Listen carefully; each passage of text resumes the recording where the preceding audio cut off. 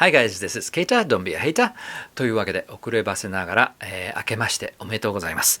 YouTube 的にはね、これが最初の動画になりますので、2023年今年もよろしくお願いいたします。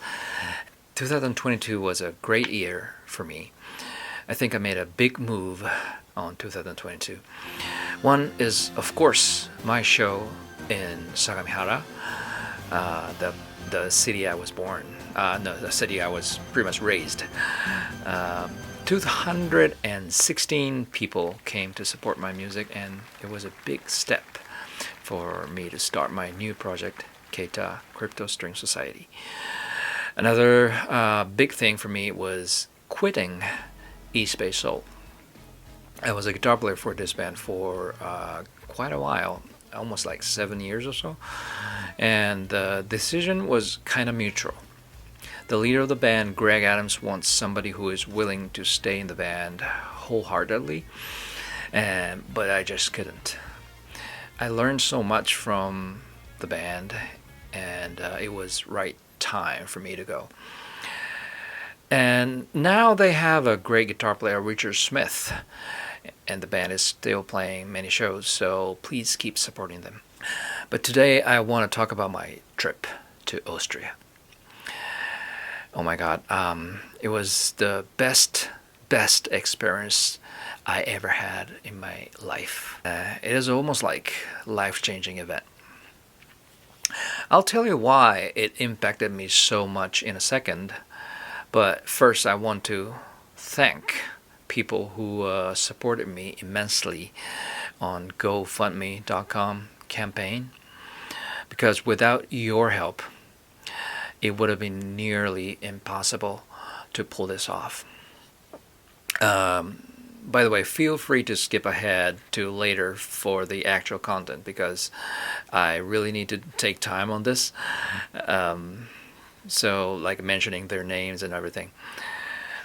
Marilyn James and Rick Fetterplace, Masaki Ishida, Faith Vieri, Hannah Jacobs, Sharon Bradley, Ellen Nakata Harper, Sean Chigusa, Yuta Inukai, Reiko Iwamoto, Hirohisa Uatoko, Kazumi Kimura, Ilya Serov, Wakana Mizutani, Masayuki Sato, Minako Uchino, Corey Tramontelli, Satoru Sakamoto, Charles Blythe, Claudia Klein, Mizuho Takagi, Muneyoshi Katsura, James and Cynthia Clinton, Doug Guild, Kazuto Inoue, Nenehiko, Satoshi Kataoka, Lisa Wilkins, Yumi No, Akiharu Uchiyama, and three people who chose to stay anonymous, and I honor that,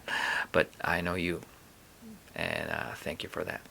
And of course my mom and dad, Michio and Kazuhiko Matsuno. Thank you very much for your support. You supported not only me, also our drummer Masaki Kitamori, to fly there from Tokyo, and also like Simon Huber, who invited me to visit there, also thanked you, because he felt relieved that like I myself didn't have to cover too much for this trip. And also, we could provide really good performances to the people in Howling to Hall. So, people are like having a great time there. So, I want to thank you for that also. Without further ado, let me start talking about my amazing trip in Austria. First day in Austria, I got picked up by Simon and his father Otmar at the airport, which is just about half an hour drive from their house. And oh my God, their house was so beautiful. Neatness, the choice of furnitures, lighting, and all the art and paintings on the wall, and alpine landscape you can see from the window. It really gave me a huge impact. I have been to mansions in Malibu and Beverly Hills and all that kind of celebrity houses, kind of stuff like that. But the beauty that I felt there is quite different. Everything there has purpose to be there, and it is very tangible and realistic, yet beautiful. And Simon's dad, Otmar, Simon's mom, Margaret, his sister Anya, all of them were so nice, and their hospitality was amazing. And their house had 3 individual guest rooms on its 3rd floor, very neat and clean with spectacular view of Alps from the window. Me and Masaki, we had a really comfortable time there.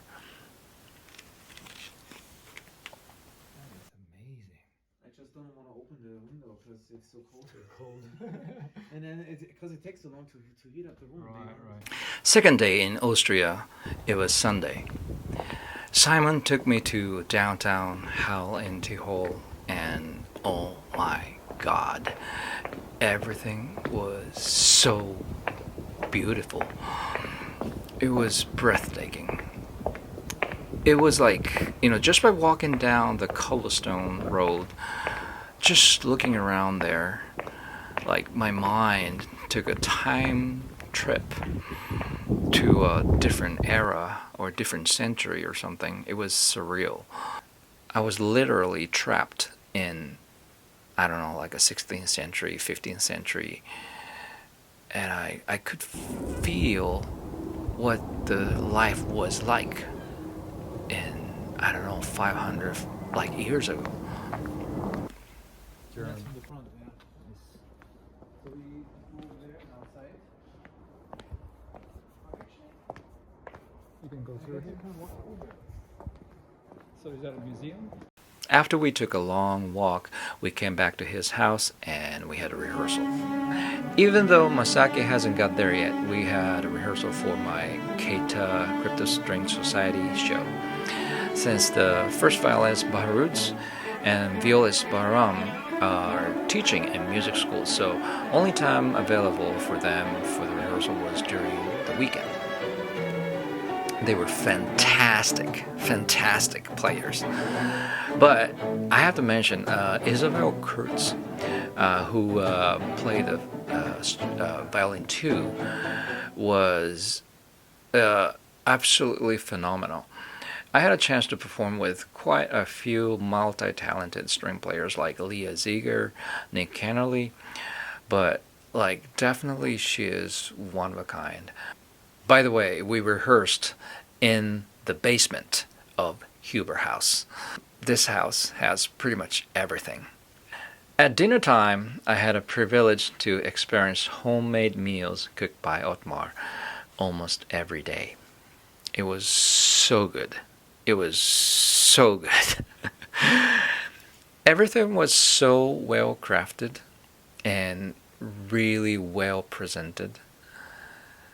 And I noticed that all the key elements for cooking, water, cheese, meat, like sausage, butter, and bread, and those key elements were really high quality. So together with Otmar's cooking, with that high quality material, ingredients, you get to experience something really high quality stuff. I'm basically running out of my words to express this feeling. Third day, it was Monday.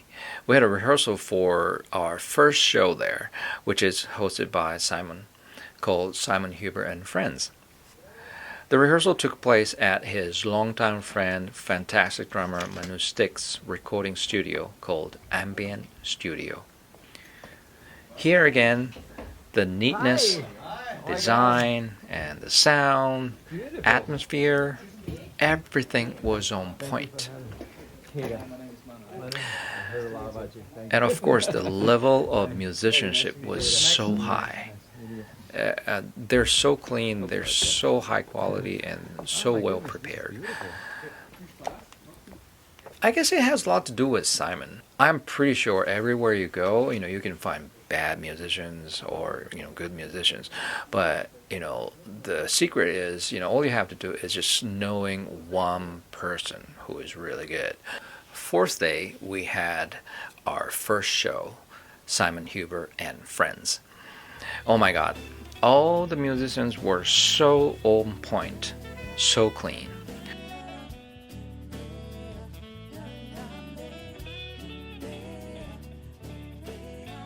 We played many Toto songs, which is Simon's favorite band of all time.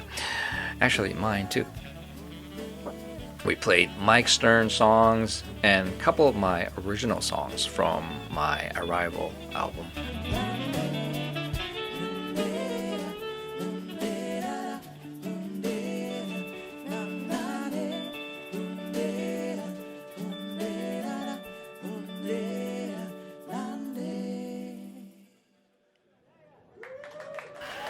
And it was pretty cool that Simon chose Karate Chopin out of my album to play, because it has never happened in the US. Karate Chopin is my original arrangement of Frédéric Chopin's Waltz Opus 64, number 2, which is a pretty famous song among classical listeners. But here in the United States, not so much. But over there, oh my god, it went over really well. And it was really well received by the crowd, and it was pretty surprising.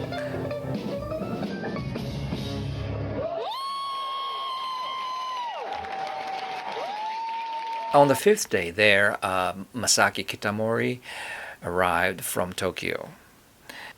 I haven't seen him since my last show in Japan, so it was really nice to reconnect with him. Fifth, sixth, seventh day were pretty much relaxed day for us, so we experienced the city in a full scale. We drove to neighboring bigger city Innsbruck to check out keyboardist, violinist Isabel Kreutz small concert accompanied by Simon. By the way, the venue was located inside of a bank. There's a good-sized concert hall inside of a freaking bank.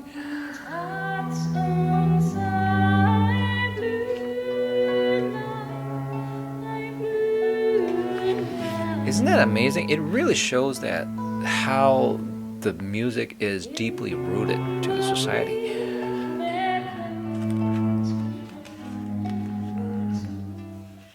Then the drummer Manu took us to the ice stock shooting game, which I sucked horribly. But at least I could experience some local pastime activity with delicious hot wine. At the bar adjacent to the facility, while we are eating some nice bar food, we started jamming and singing Toto songs, Sting songs, and some Austrian songs, like local songs. And it was so much fun. It was so much fun. Oh my god.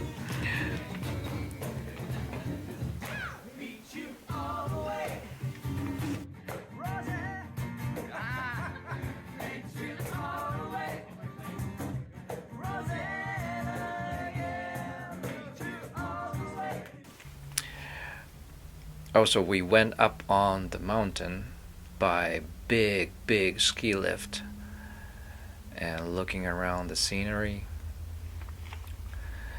The sight from there is something that I can't even express in words.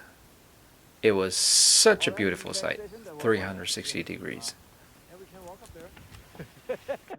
there. Didn't get lost.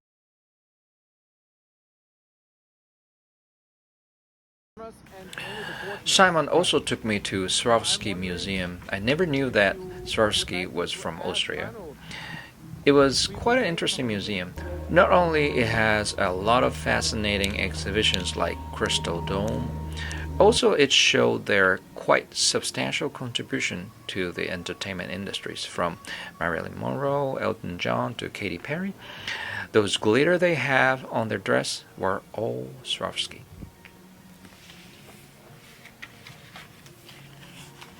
Eighth day was the concert day. Simon planned this so well. We played his show on Tuesday, and we promoted my show on Saturday, and in front of 170 people who showed up there. Since Simon is also playing cello in my group, it really worked out great, and the show was sold out.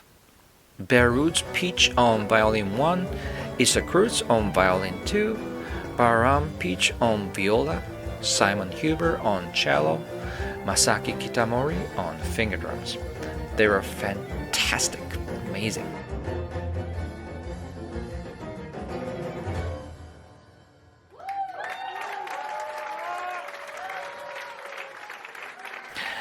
And also Carmen Tanik blessed us with her amazing voice. And she was such a sweetheart, an amazing artist. We played like 2 of her original songs too.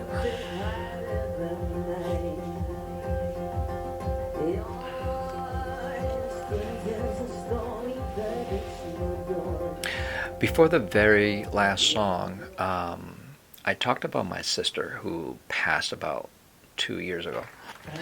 Actually, her name was Mai Matsuno, and my parents named her after famous classical song cycle Dichterliebe, Poet's Love by Robert Schumann, and it is based on Heinrich Heine's poem.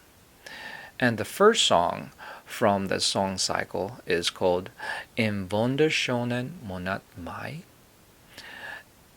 which means in beautiful month of May.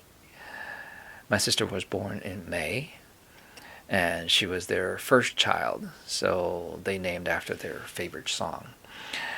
And I talk about this story to the audience, and almost everybody knew that particular poem. And even though Schumann and Heine are both Germans, but at least I could talk about my sister's names, like, her name's backstory to the people who understands it. It almost made me feel that her existence was accepted by them, understood by them. That was it. That was the whole trip. On the next day, I flew from Innsbruck to Los Angeles. I learned so much from this trip, and I felt even more from this trip. I came to the United States from Japan because I wanted to know how jazz came to life. I wanted to know how rock and roll came to life, how Frank Zappa's music came to life, how hip-hop came to life. What was underneath there? What was not documented? What was the underlying factor that cannot be documented? And I think I've been living here almost 30 years, and I think I started to understand them in my own way by living here and playing music with real people. In each style of music, there is a manner, there's a culture. In some style of music, rehearsal doesn't start on time, and chart is not necessarily be there, and everything has to be learned by ear.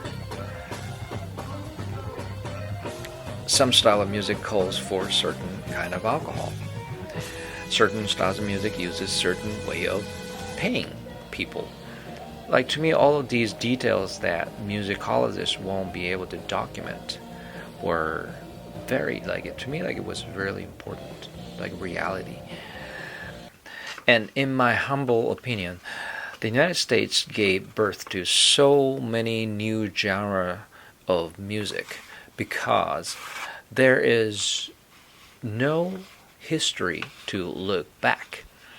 U.S. is still creating history, ongoing history. In other words, people don't care much about history before 1776. And perhaps those people who came here like 250 years ago, they were kind of people that don't really like the past and the history and the tradition and stuff, and they came here to start the trend, the way of thinking of starting something completely new. And the Americans are the descendant of that spirit. But when I was walking in downtown Halle in Tyrol, suddenly it haunted me. People who I thought long gone, like Bach, Mozart, Haydn, like all of them are like in the history and like it has nothing to do with me. They are not the mythical figure. Suddenly I realized that they were there. Actually, they were there. I could totally imagine how they were living, how they were walking, how they were thinking. And I could imagine what kind of church they were going and what kind of thought went through in their mind and how they were playing like pipe organs and coming up with different music every week. And pretty sure, and they must have seen this same beautiful alpine landscape that I'm seeing with my own eyes and feeling the same type of feeling. And suddenly I realized how small I am in this history of music. Of course, I'm not big and famous anywhere yet, but suddenly it became really apparent to me like how rich, how thick, and how invincible this history of music is. And it is eloquently represented by this beautiful Alps mountains surrounding me. It's huge, it's breathtaking, it's scary in a way, but it is so beautiful. I was in awe for the whole time in Austria.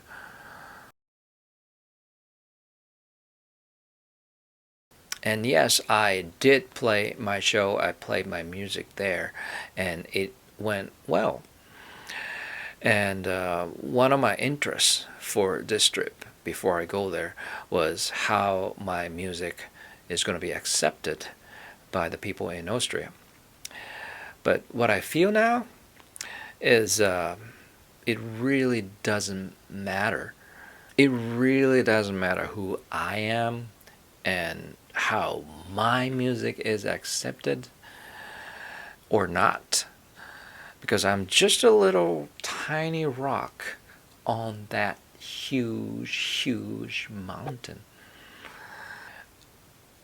I'm just one person. I'm just one guitar player who is happened to be living alongside of this long, long history of music. I'm not degrading myself here, but whoever I was, I would have felt the same way.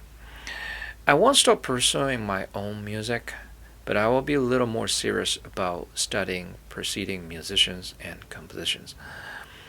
Not that I'm saying that I didn't have any respect to them, but it just hit me so hard how big that is and how small I am in front of it. It was simply the most humbling experience I ever had in my life. And I feel great about it. And I feel great about it. Once again, I want to say thank you to all the GoFundMe supporters. And it was something that I needed to experience. And you really helped me out. And also for all other people too. I really thank you for watching this. And I really thank you for helping me out in any form or manner. Thank you very much for watching this very, very lengthy video, and I will see you on the next one. Thanks a lot.